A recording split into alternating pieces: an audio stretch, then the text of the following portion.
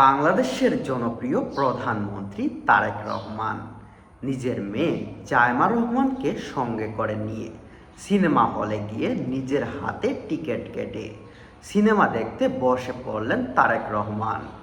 বাংলাদেশে এটি সর্বপ্রথম কোন প্রধানমন্ত্রী সিনেমা হলে গিয়ে নিজের হাতে টিকিট কেটে সিনেমা দেখতে বসেছেন। চলুন বিস্তারিত জেনে নিই। মেয়ে জায়মা রহমানকে নিয়ে প্রেক্ষাগৃহে গিয়ে সিনেমা দেখতে প্রধানমন্ত্রী তারেক রহমান। সাপ্তাহিক ছুটির দিন আজ শুক্রবার সন্ধ্যায় রাজধানীর জিগাতলা বিআরডি সীমান্তরে সিনেমা হলে প্রজেক্ট হেইল মেরি সিনেমাটি দেখতে এসেছেন তারেক রহমান এবং জায়মা রহমান।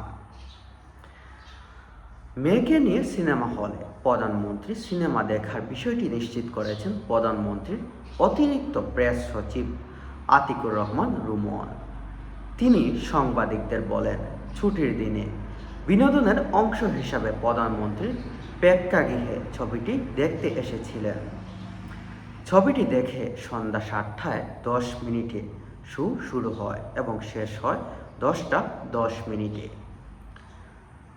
চলতি বছরে মুক্তিপ্রাপ্ত সায়েন্স ফিকশন চলচ্চিত্র প্রজেক্ট হেইল মেরি সেটি উপভোগ করে খুবই আনন্দিত বোধ করলেন জনপ্রিয় প্রধানমন্ত্রী।